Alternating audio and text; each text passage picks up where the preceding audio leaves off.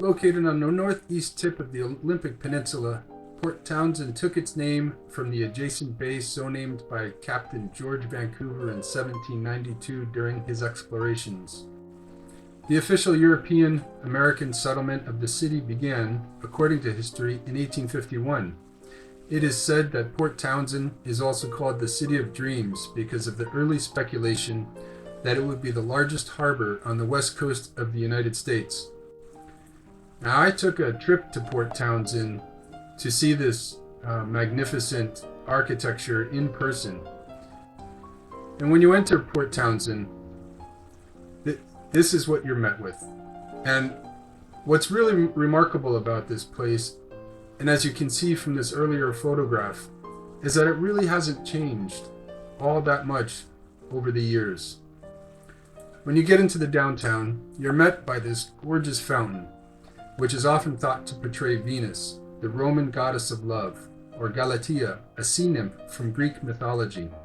While the original sculptor is unknown, this 7-foot-tall statue first appeared in the 1893 World Columbian Exposition in Chicago.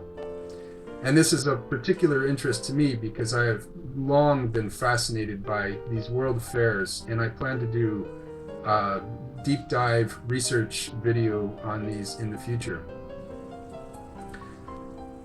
The statue that stands today, in fact, is a bronze casting of the pot metal original, which was installed by the city of Port Townsend in 1906. Port Townsend is world-renowned for its authentic and stunning Victorian mansions. Among these are the F.W. Hastings House, which once housed the old German consulate, the Albert Bash House, and the Anne Sterrett Mansion, which is said to be haunted by her ghost to this day. Port Townsend is equally famous for its annual Wooden Boat Festival, which brings visitors from all over the world to marvel at the extraordinary craftsmanship of local shipwrights, many of whom were trained in skills passed down through the generations at the Port Townsend School of Woodworking. While I was in town, I was given a tour of the local shipyard by my dear friend, a local townsman for over 30 years, who himself served for 2 years as the chief engineer aboard this ship. Robert also happens to be a master violin bowmaker, and he used to have this shop in the heart of downtown. So he was the perfect person to show me around town and introduce me to all the marvelous old world buildings, of which there are no fewer than 50 on the historic registry. Now, speaking of boats, this is what a well-maintained modern fishing fleet looks like. An impressive sight at the Port Townsend Marina. In the early days, however, gill netters would prowl the bay from these much smaller vessels. They would bring their catch back to be processed at the local cannery. And of course, lumberjacking was a common profession as they cleared the old growth timber from the northernmost end of the Olympic Peninsula. Much like Seattle, Port Townsend boasted its own sawmill, which was founded as early as 1853. It eventually would be rendered obsolete as the mighty old-growth, one-legged relatives, as an old Chinook friend of mine referred to them, became less and less abundant. Now, before going further, I feel it is important to talk about the original inhabitants of this land, prior to the arrival of the settlers. While conducting this research, I found myself drawn into a history that is far more complex and fraught than I ever could have imagined. And while I maintain that it is not my story to tell, I do think it is important to provide some context to understand Port Townsend's foundations. The irony is that if what I'm about to convey through this video has merit, that this city, like so many others across America, had already been established in some form prior to westward expansion, then I have to wonder also if this missing history might shine a light upon events that preceded the arrival of the contemporary founders. While digging into things, I learned that these days Sklallam tribes assert that Port Townsend resides within their ancestral territory.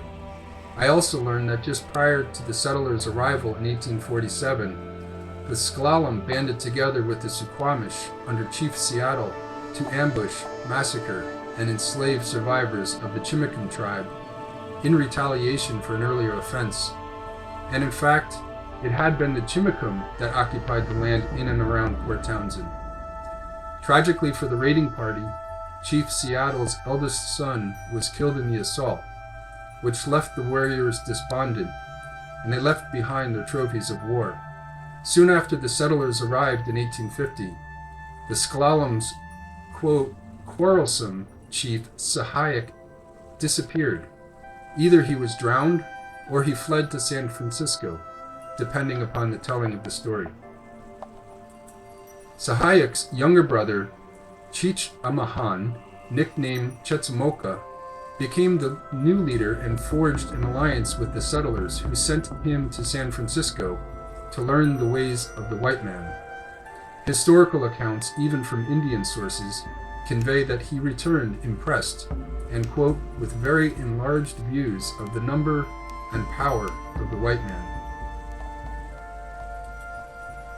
It was Chief Chetzemoka that convinced the other tribal chiefs to sign the Point-No-Point Treaty with Washington Territorial Governor Isaac Stevens, ceding their ancestral lands in return for reservation guarantees and fishing rights.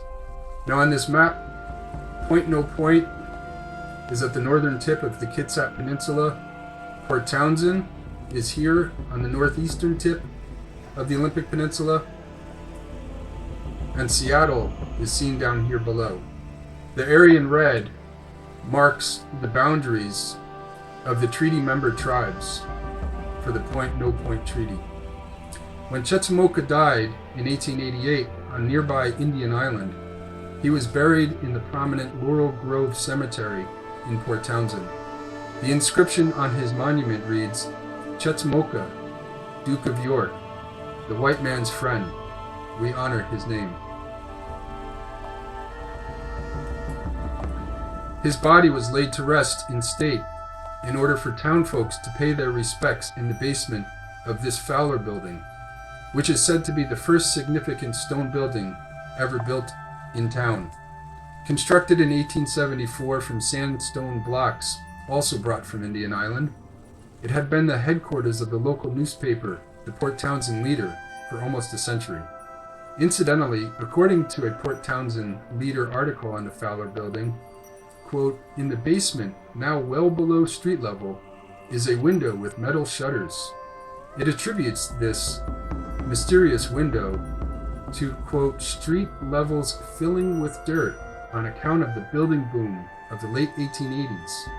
One doesn't need to be an actual builder to realize this story doesn't add up, because then every subsequent building would have a different entrance level with respect to rising streets, which themselves would have been nothing but uncompacted excavated soil for many years, rendering buggy, horse, and foot traffic impossible. I wonder if this below-grade window is somehow related to the underground Port Townsend storefronts, which we will visit later. And before we go further, this is Enoch Fowler, the shrewd and sharp-eyed skipper who captained the ship transporting Governor Stevens and Chief Chetzemoka from location to location to negotiate treaties with the various Salish tribes. He was the first mate aboard the ship that brought the founders to the area and convinced them to lay their claim in what was to become Port Townsend. Now this is how Port Townsend is conveyed in 1862. And this looks much like the photographs of early Seattle years, with a downtown made up of clapboard buildings. And when we look at the historical population census, in 1880, there were only 917 people that called Port Townsend home. By 1890, there were around 4,500. And these are important figures to keep in mind. And you'll notice here that at no time before the middle of the 20th century was there more than around 4,500 people living in Port Townsend. Now here, in 1877, this extraordinary church building appears. This is the First United Presbyterian Church. And notice the scale of it before we move on, because this is not a small structure. The doors down here give a sense of the scale. Inside, we discover this magnificent pipe organ. Here again, we're in 1877. If in 1880 there were fewer than 1,000 people, you wonder if there was perhaps 500 or so residents of Port Townsend. And yet this absolutely spectacular building with this glorious pipe organ manifests. And I've said it before in previous videos that religious structures, much like university campuses, seem to escape the historical analysis of how and when and by whom cities were built. And I think that this is no exception. Now, if you've seen my earlier videos on Seattle, you'll be familiar with these maps. I showed one of Seattle from the 1880s that showed a landscape filled with wooden structures. And these maps were drawn by Eli Sheldon Glover. This here is from 1878. And these are official survey maps. You can see down below, it says, according to an act of Congress, in this year, 1878, by E.S. Glover, in the office of the Library of Congress at Washington, D.C. So these maps are official documents surveying either what was here or what the United States Congress wanted to keep a record of. Here's a closer view where we can see in 1878 a fairly simple dock extending out into the bay with mostly wooden structures, and it's hard to tell with this level of detail. But we would assume that most of the structures depicted here are intended to be shown as wooden. In 1881, the Bartlett Building is constructed, and much like the Fowler Building, you can tell that this is made of larger scale stone blocks. And here is the Bartlett Building today.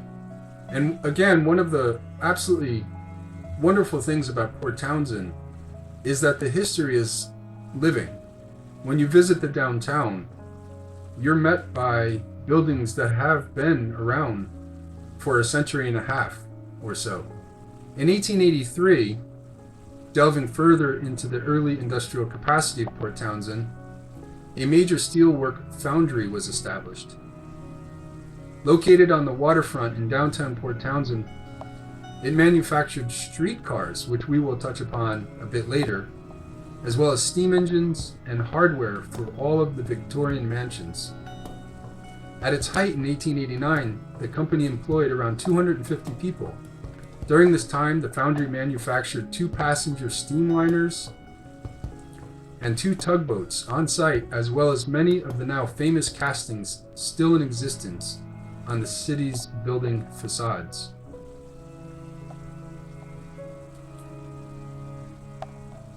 Here we are in 1885, and the buildings begin to become much more elaborate, much more innate. I'm always on the search for photos of the industries of the time that show evidence of the capacity to build the buildings that we see. Both photos of the actual manufacture of materials, the transportation of goods, and the industrial processes that would have had to have gone into the buildings themselves. Now, this photograph is dated in 1890, and here you can see a relatively crude work site with a pit in the ground, men churning the soil and mixing the clay, no doubt, and filling pallets with mud that they would then stamp out into individual bricks. Now I ask you to keep this in mind as we proceed, and ask yourself if it really makes sense that the buildings that were produced at this time, and again this is 1890, were in any way proportional to the facility that we see here. Now it could be that I just haven't found photographs of facilities capable of producing bricks at a higher level of production, but it's not for lack of looking. And so I often scratch my head and wonder why it is so difficult to find photographic evidence of production facilities, of manufacturing, and of construction. Now here we are in 1887, and this is a lovely rendering of the McCurdy building. I assume that this was made for perhaps the local newspaper, a booster image. In the last videos we talked about boosterism and how the newspapers themselves became the repository of the local town history and in the development and founding of these cities. And they would produce these renderings to promote their cities around the country. And here's the McCurdy building. Sometime before the turn of the century, we see horse and cart, old clocks, and the beginnings of electrification. And look next door. Again, 1887, and this ornate brick building is also in the picture. 1888, this is the Miller Burkett building, which became the Elks Lodge. And here it is today. Absolutely spectacular. A beautiful brick edifice. Well, here it says 1889, and this is where the mystery deepens, because I've looked through so many photographic archives from the University of Washington, from Port Townsend's own photographic archive, and from Jefferson County's online archives. I've looked in many sources, and a lot of times you'll see buildings marked with different dates, either on the photos or dates that are mismatched with the between the photograph and the building itself. And so I find that curious, because it seems as if the official history of Port Townsend is not altogether clear, even for the historians. Here we are in 1889, the Captain Tibbles building. And you can see that the buildings are becoming much more ornate, much more elaborate. Large vaulted ceilings, columns with some level of detail. And it seemed the brickwork is becoming more and more sophisticated. Now here is the same building in the 1880s, in the 1980s, excuse me. And what's interesting about this is you can see this sand and dirt embankment back here. And this is common as you're walking around Port Townsend. You're going to see what looks like large terraforming embankments where these buildings now stand in the foreground. And here's the Captain Tibbles building today. And I really don't tire of saying it, but it truly is remarkable in how the townsfolk rally around their history and working to preserve their legacy. This is the Tucker Block and the Fred Lewis building and Franklin House. And here's the Fred Lewis building today. Now this is where things start to get really interesting. The Hastings building. Now according to historical accounts, construction on architect Elmer H. Fisher's design for the Hastings building began in 1889 and was completed in 1890. The Morning Leader observed in November of 1889 that the Hastings building was conceded by all to be the most elegant building in the city. It went on to enumerate, quote, such progressive features as the 2 interior staircases, wainscoting of redwood, and the unusually large plate glass to be used on the first floor storefronts. Unusually large indeed.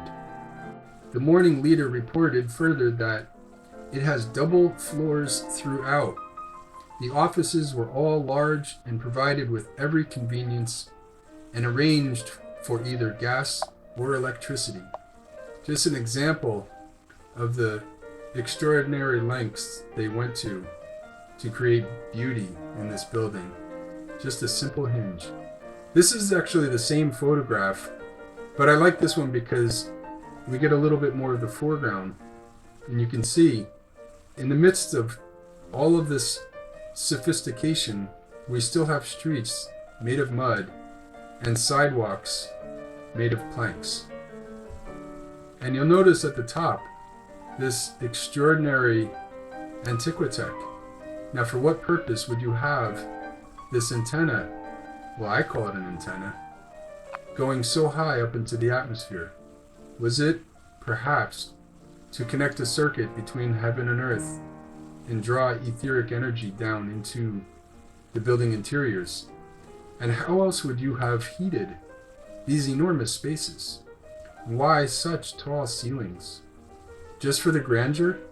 How is it that you can be building single stories that are 20 feet tall in the 1880s and early 1890s?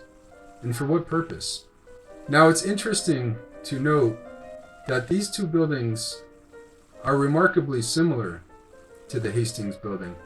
This building on the left we covered in previous videos, the Yesler-Leary building that was destroyed by fire in what is now Pioneer Square in Seattle.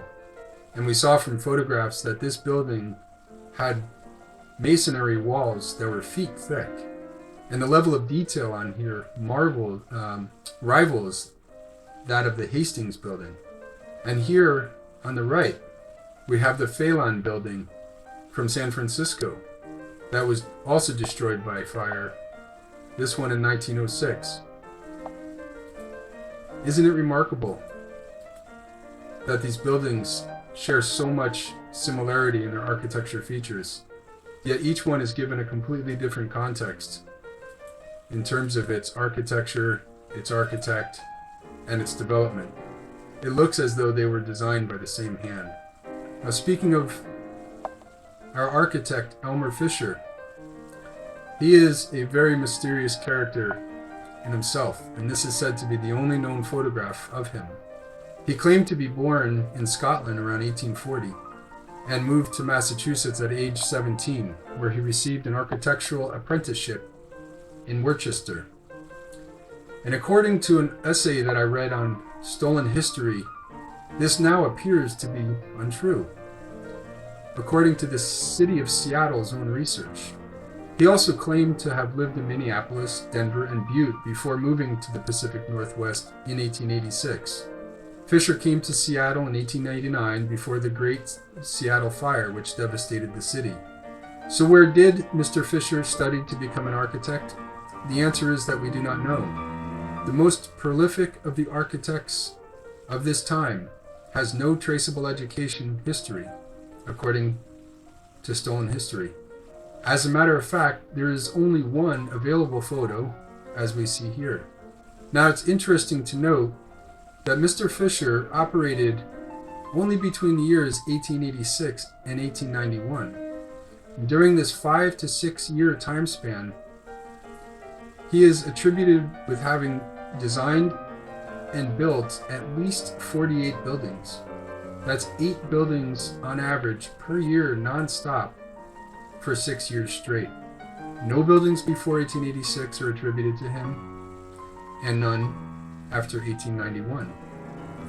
So Elmer Fisher's life remains something of a mystery, according to Seattle.gov's own historical accounting. Since the recent discovery that it is unlikely that he was really from Scotland, as he stated, and none of the accomplishments he claimed outside of his work in British Columbia can be corroborated.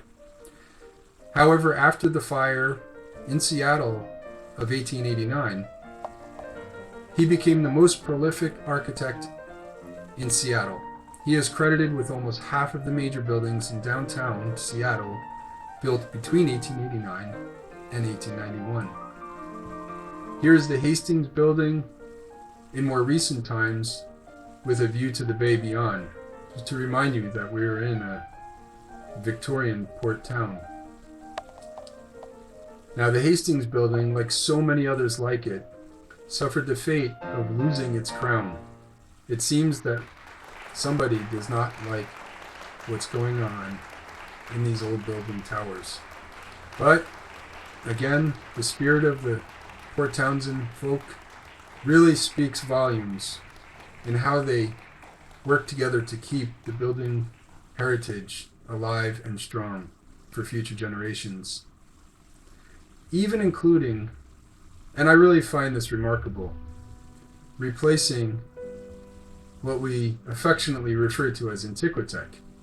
And here I think it's treated more as ornamentation, but at least they make the effort, because you can see in earlier photographs it had been stripped off. One last look of the bay, an absolutely marvelous tall ship moored at the dock. Now I came across this photograph of the James and Hastings building, not to be confused with the Hastings building, which is over here.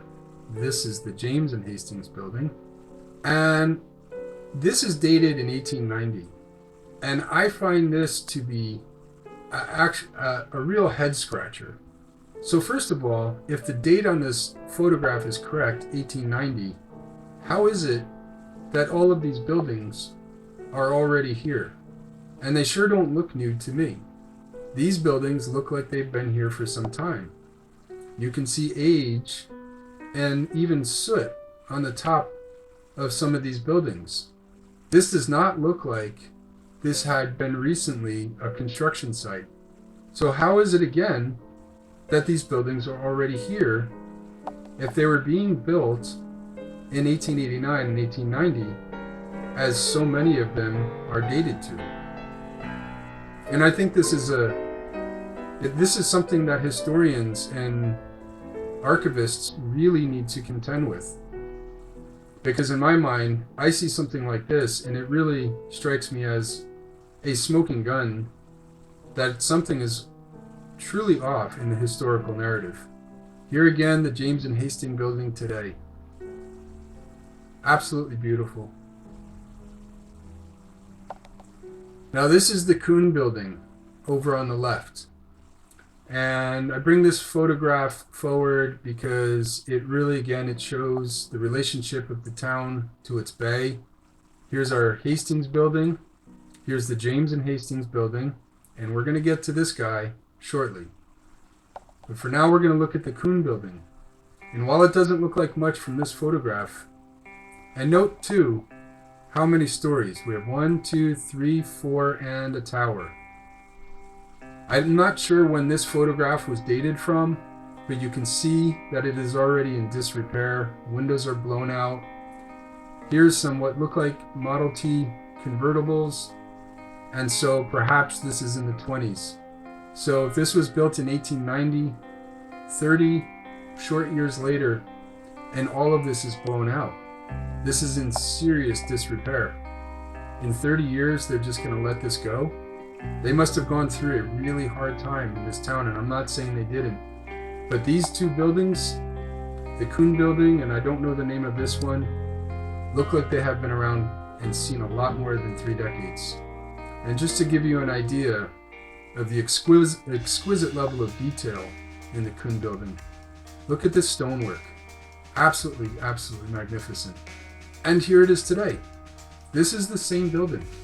This building, we counted 4 stories and a tower. This is where the tower would have been, and for some reason, they went through the trouble of lopping off the top 2 stories. And at least they left what remains of the 2 stories at ground level. Now, this is what we were going to get to. This is the Mount Baker block. Absolutely amazing. And I'm really struck over and over again by the architectural sophistication of these structures. And I really have to ask myself why we don't build like this today. It's not for lack of capability. It's not for lack of talent. It really comes down to lack of will. And we have to live with the empty-souled architecture that we see going up around us today. So it really isn't for lack of resources. What I think we have is a management problem. Here's our Kuhn building close up. And to me, This doesn't look Victorian. This looks Roman. Here's a view of the entry. And these dates above the doors and in the pediments of these buildings can say whatever they want. But when we see photographs like we saw earlier, dated in 1890, and then the buildings themselves are said to have shown up at the same time, I think that we have a narrative problem. And I told you in a past video that if I ever came across a construction photo, I would bring it to your attention. And I actually did. I found one construction photo. And this is said to be a photograph of that Mount Baker building block. And we can see here construction going on, and that's fantastic. I thought, wow, finally there's a construction photo, so I can put my own mind to rest knowing that these buildings were not here at the time that this photograph was taken. But I've looked so closely at these buildings that I began to realize that something was off. Because if this is the Mount Baker block, this building shouldn't be here. The Mount Baker block that we just looked at is down the street, and I'll show you. Note, and I believe that this is the James and Hastings building that we looked at earlier, so take a note of it. We're going to jump over here to Google Maps. This is the James and Hastings building. Okay? Now, once again, for reference, this building here is this building here. Now, that is not the Baker Block building. It's just not. The Baker Block building is down the street, right here, across from the McCurdy building. So let's take a look at what this one is. This is the Captain Tibbles building. And that's fine. The photograph was misallocated. So I present that to the Historical Society for correction, that photograph is not of the construction of the Baker Block. That photograph is of the construction of the Tibbles building. And mistakes happen. Even archivists and historians are human.